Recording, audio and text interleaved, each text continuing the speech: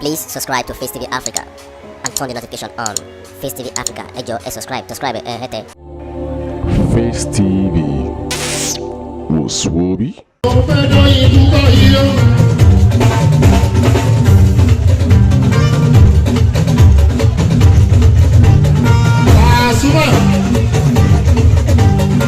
Pasuma, ilali o le jaskendi.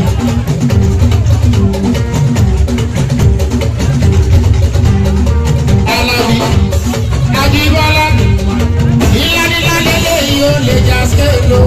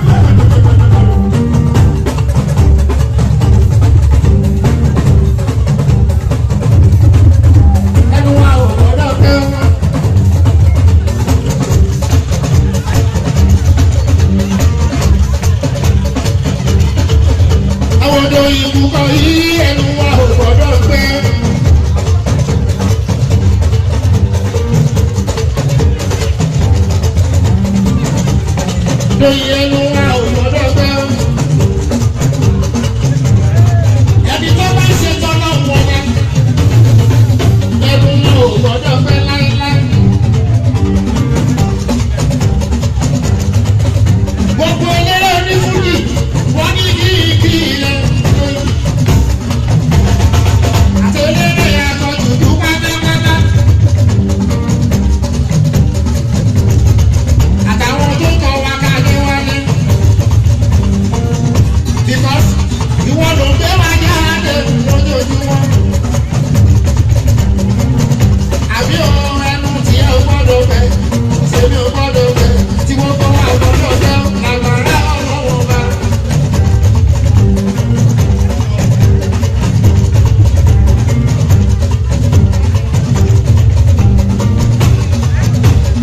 lóyún nígbà yìí ṣe pẹ̀lẹ́ o ìyàgbá lóòrùn yìí o.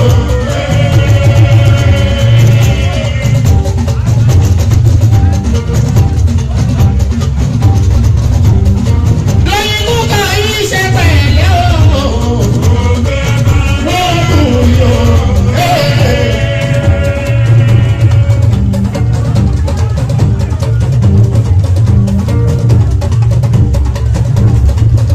àyọ̀ká mi fi ti tún náwó. mo ń pẹ́ lóyún ikúkọ yìí o. Please subscribe to Face TV Africa and turn the notification on. Face TV Africa, ẹ jọ̀ọ́ ẹ subscribe ẹ hẹ́tẹ̀. Face TV. Was Swoby?